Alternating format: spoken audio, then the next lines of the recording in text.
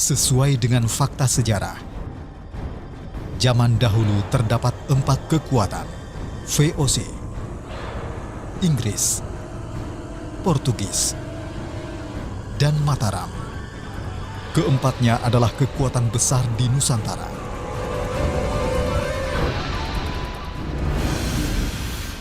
Pada periode awal, Kerajaan Mataram dikenal sebagai kerajaan yang memiliki prajurit tangguh dan selalu siap berdiri di depan membentengi negerinya.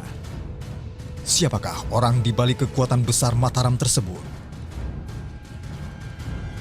Adalah Pangeran Mangkubumi yang kelak menjadi Sultan Hamengkubuwono I dan dikenal memiliki pasukan yang sangat disegani. Ia menghimpun sebuah kekuatan militer bernama Laskar Mangkubumi yang memiliki anggota sukarelawan untuk dilatih dan dipersiapkan menjadi prajurit tangguh dengan harapan dapat mewujudkan mimpinya menguasai seluruh wilayah Jawa. Laskar inilah yang nantinya menjadi cikal bakal prajurit dan perwira sebagai inti kekuatan bersenjata Keraton Yogyakarta. Mau jadi prajurit, itu kan betul-betul diseleksi oleh Mangkubumi ya. Jadi betul-betul diseleksi. Jadi seleksi itu mungkin dengan perang betul, jadi pakai senjata yang betul-betul tajam. Jadi kalau dulu memang bebas, siapa-siapa boleh asal pemberani aja. Masalah pinter dan bodoh saya kira enggak, tapi dia istilahnya ampuh gitu katanya, atau duwe katosan atau punya ilmu yang lebih. Untuk menunjukkan kekuatan, di samping memiliki kesatuan prajurit, saat itu keraton juga mendirikan beberapa sarana pertahanan. Seluruh sarana ditujukan untuk memperjelas kekuatan militer yang dimiliki oleh Sultan Hamengkubuwono I.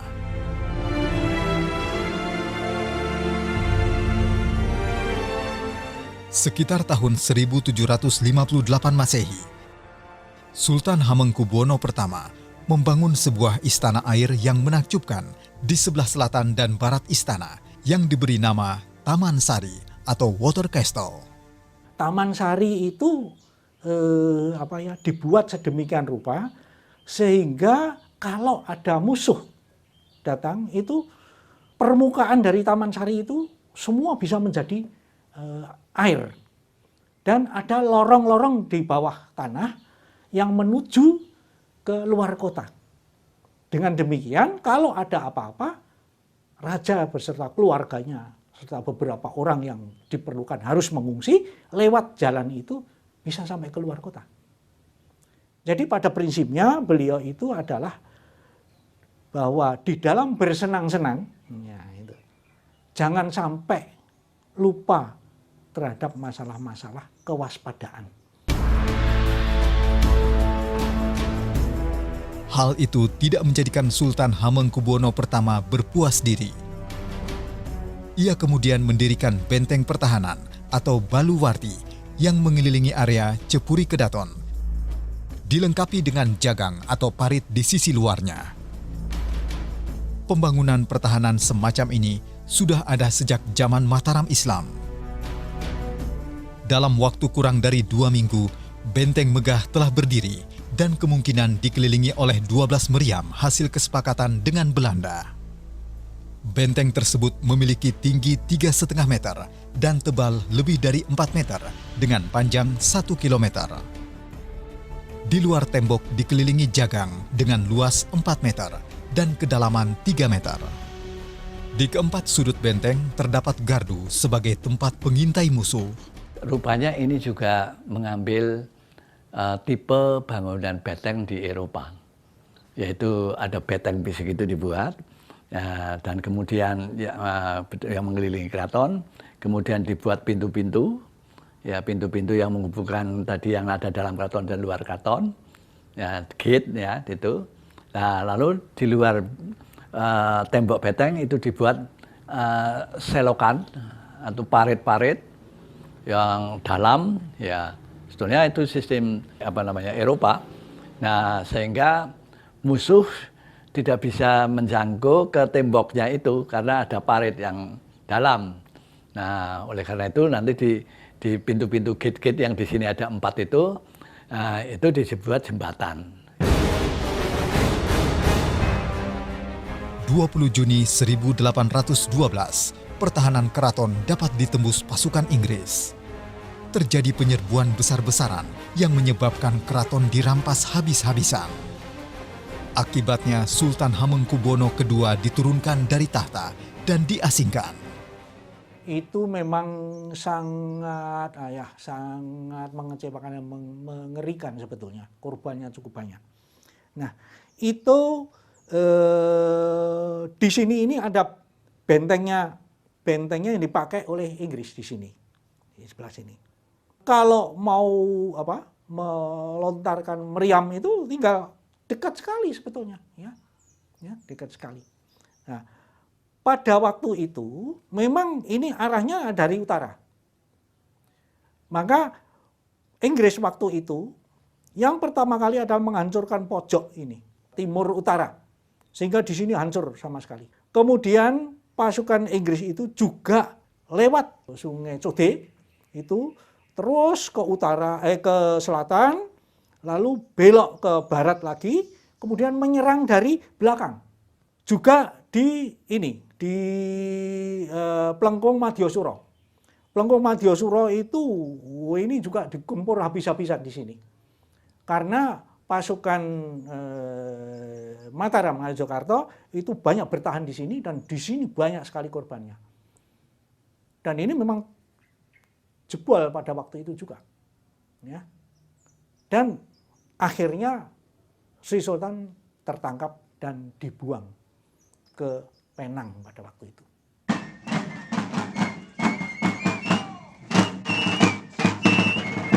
Prajurit Prawirotomo, salah satu prajurit tempur di masa lalu yang dikenal hebat.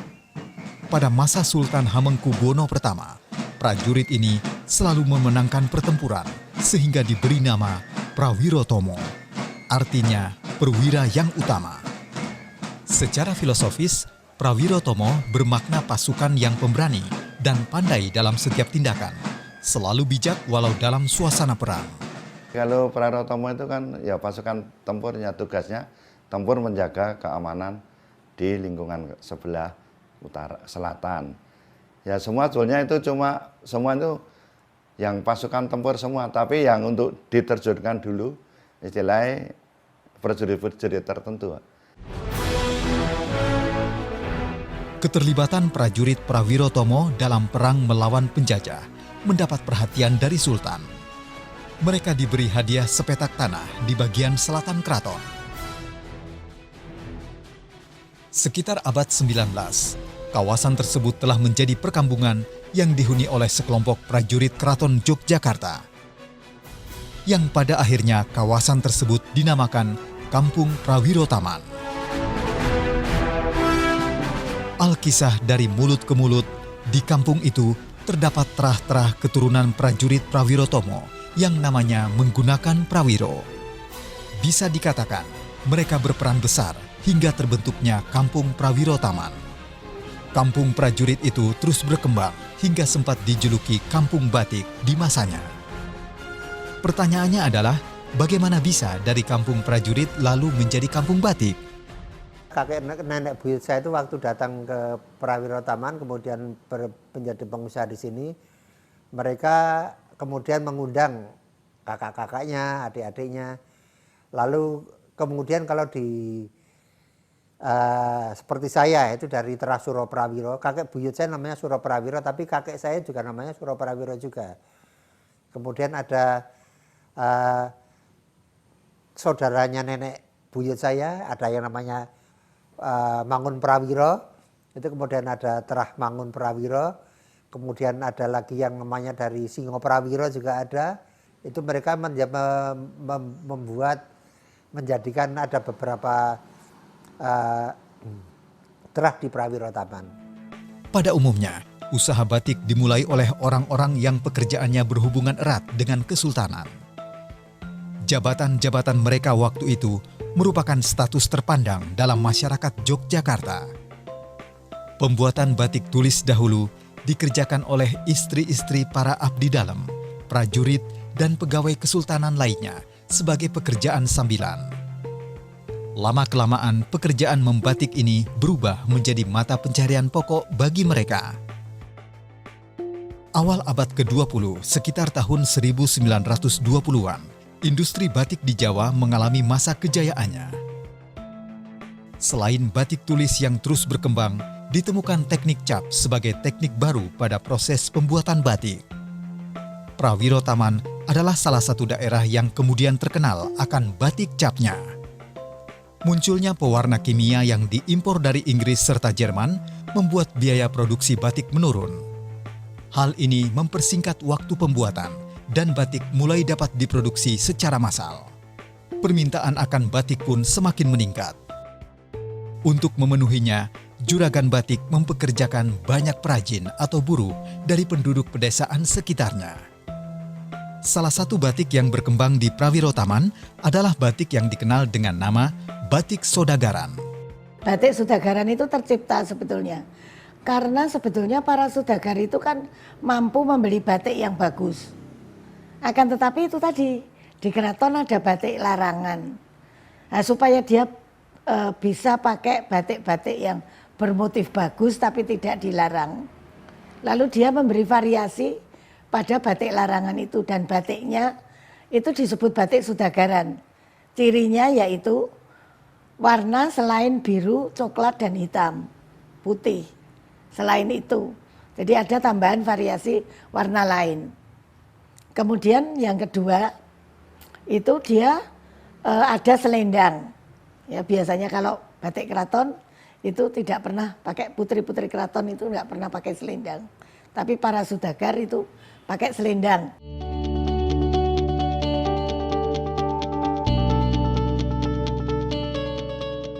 Pada waktu itu, setiap orang yang pertama kali mengunjungi Yogyakarta akan sangat tertarik. Bagaimana di kota pada pagi hari dan di jalan-jalan menuju desa di sore hari penuh dengan perempuan bersepeda dengan membawa kain batik setengah jadi. Karena berbagai alasan, mereka tak bisa meninggalkan kampung halamannya, namun dengan senang hati ingin memperoleh penghasilan tambahan. Pagi harinya, mereka mengantar kain batik yang sudah dikerjakan. Dan sore harinya kembali dengan membawa kain-kain yang akan mereka kerjakan.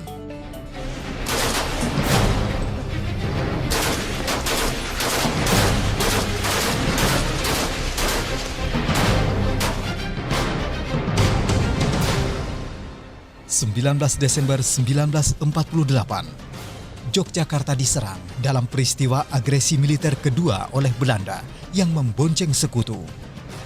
Hingga kota ini sempat diduduki penjajah. Pada masa perjuangan ini, di kampung Prawiro Taman, banyak warga yang ikut berjuang dengan membentuk laskar yang dikenal bernama Hantu Maut.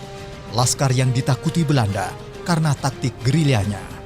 Pasukan Hantu Maut itu setelah kita ronda kampung, jaga kampung, karena pada waktu itu rampok itu banyak sekali. Lalu pemuda Prawiro Taman pada keluar, dipimpin oleh Pak Tulus itu mengadakan ronda. Tapi setelah itu banyak sekali yang ikut ronda dari Karangkajen, Pujokusuman, lalu timbul menjadi Laskar Hantu Maut. Dengan berbekal pengalaman, beberapa anggota yang dulunya adalah mantan anggota kepolisian dan PETA dirasa cukup untuk membentuk Laskar Hantu Maut, yang berarti pasukan perlawanan sebagai hantu yang akan memberi dan menyebarkan maut bagi tentara pendudukan Belanda. Hantu itu momok, maut itu pati. Kita sering itu nunggu ada Belanda mau jaga jembatan di Tungkak. Itu kita tunggu lalu kita tembaki dari selatan itu. Akhirnya habis nembaki, entah itu ada yang kena atau tidak tahu, kita terus lari ke selatan. Karena dekat sekali sama markas besarnya Belanda. Peran Hantu Maut tak hanya di situ. Di saat yang sama, yakni ketika agresi militer Belanda kedua, Jenderal Sudirman beserta kelompoknya memulai perjalanan gerilyanya selama 8 bulan. Laskar Hantu Maut pun terlibat, membantu mengamankan jalan yang digunakan Jenderal Sudirman bergerilya di daerah sekitar kawasan Prawiro Taman. Pokoknya kita hanya dengar bahwa Pak Jenderal Sudirman mau lewat situ lalu kita siap mengamankan jalan bila mana ada apa-apa gitu. Jadi tidak ada perintah dari atas, dari rombongannya Pak Dirman tidak, tapi inisiatifnya sendiri dari Pak Tulus itu. Sekarang siap jaga.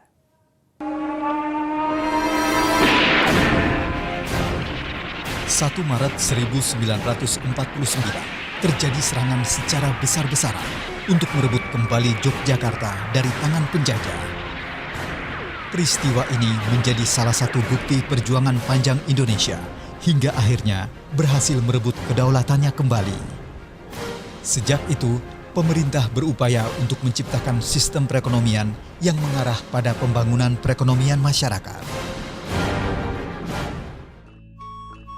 Batik di Prawiro Taman yang mengalami kejayaan di tahun 1920-an sempat mengalami keterpurukan karena semua urusan impor dan distribusi bahan baku batik, khususnya kain mori, dimonopoli oleh Belanda. Pada tahun 1950-an, industri batik kembali hidup dengan adanya kebijakan-kebijakan program benteng yang melindungi pengusaha pribumi. Pemerintah juga melakukan subsidi pembelian kain batik melalui koperasi-koperasi yang banyak tumbuh dan berkembang. Prawiro Taman kembali berkembang sebagai salah satu sentra industri batik. Kejayaan batik di Prawiro Taman itu mencapai puncaknya kira-kira tahun 1960-an. Itu waktu itu sedang jaya-jayanya, kemudian pertengahan tahun 60-an itu tahun 63 itu masuk lagi industri tenun. Lurik tenun. Setelah itu mulai turun lagi, mulai merosot lagi. Karena pada awal tahun 70-an itu sudah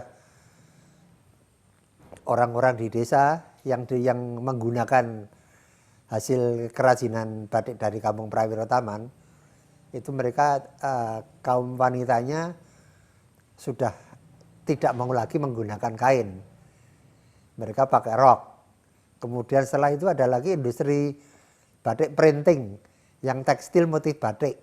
Itu harganya juga lebih murah, bentuknya lebih bagus, modelnya juga desainnya lebih bagus. Itu menjadi pesaing berat buat industri batik sendiri. Akhirnya pada tahun 70-an itu susut semua batik. Hingga kemudian salah satu rumah penduduk yang nantinya bernama Wisma Indah menjadi tempat tinggal sirkus India selama 1 bulan. Hal ini memicu warga di Prawiro Taman mulai menyewakan rumah mereka menjadi penginapan atau guest house. Pada tahun 1970 itu salah satu rumahnya dari famili kami itu digunakan untuk tidur sirkus India. Jadi krunya sirkus yang tidur di situ, kemudian sebagian hewannya kan di alun-alun begitu. Nah, itu pada waktu itu dikontrak selama 1 bulan. Kemudian pada tahun 72 atau 73 itu ada salah satu rumah yang kemudian dipakai menjadi guest house. Nah, setelah itu kemudian berturut-turut menjadi satu demi satu lalu dibuka menjadi guest house. Mungkin sekarang sudah ada sekitar 50 di daerah Prawiro Taman dan sekitarnya. Nah, biasanya ada kayak gitu karena merasa sebagai tadi masyarakat yang komunal itu tidak ada diversifikasi sebagai upaya untuk bertahan hidup. Ya sama saja kalau toh nanti tidak berhasil ya sama-sama gitu, bareng-bareng gitu. Kalau sukses ya bareng-bareng gitu. Maka usahanya pun sama gitu. Tidak ingin salah satu itu memiliki perbedaan yang mencolok dengan usaha yang berbeda itu. Jadi sekali lagi usaha pun juga merupakan tidak bisa menghilangkan nilai-nilai atau ya katakanlah prinsip-prinsip solidaritas itu. Nah makanya itulah sebabnya mungkin Prawiro Taman mungkin juga masih moralitasnya saya kira subsisten. Di Prawiro Taman itu kan rumahnya kan besar, banyak dipakai untuk gudang, Kemudian ketika kami memulai usaha untuk penginapan, kita hanya menyulap kamar yang tadinya gudang itu kita tambah kamar mandi. Kemudian dipakai. Pada awalnya di Prawiro Taman itu setiap usaha hanya punya 7 atau 10 kamar saja. Tapi kemudian sekarang ini bisa menjadi lebih dari 20 atau 30 kamar. Tapi karena konsepnya itu rumahnya sudah ada, kemudian membuatnya itu juga sedikit demi sedikit, akhirnya konsepnya seperti rumah tumbuh. Daerah Prawiro Taman berubah dengan pesat pada periode 1970 hingga 1990-an dan menjadi sebuah kampung industri pariwisata. Kondisi yang telah ada di daerah Prawiro Taman sendiri memungkinkan dimanfaatkan untuk menjalankan industri pariwisata, khususnya industri perhotelan. Saya memandang itu unik sebagai kampung bekas komunitas prajurit keraton. Itu saya memandang memiliki modal kultural yang spesifik dan unik, yaitu etos kerja dan semangat tadi kerja pantang menyerah dan mampu untuk menghadapi tantangan-tantangan zamannya.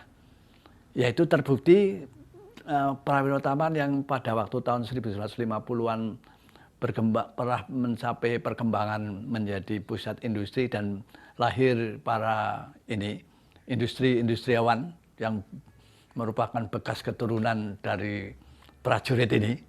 Jadi telah mewarisi semangat tadi keprajuritan yang pantang menyerah dan berani kerja keras.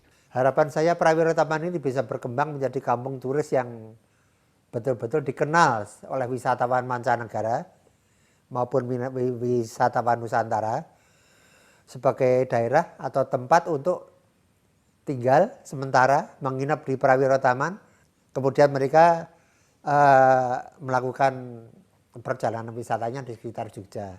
Harapan kami Prawiro Taman menjadi bisa berkembang lebih baik dan terkonsep tidak berkembang ke arah yang negatif tapi ke arah yang positif, berguna untuk masyarakat yang lainnya.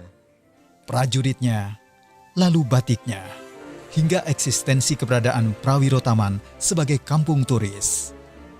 Terlihat jelas, warga kampung ini memiliki etos kerja, semangat juang pantang menyerah, dan selalu bersiap untuk menjawab tantangan zaman. Layaknya jiwa kesatria yang dimiliki nenek moyang mereka sebagai prajurit. Semangat ini tampaknya tertanam dalam diri masyarakat Prawiro Taman, seiring dengan metamorfosa perjalanan si kampung kota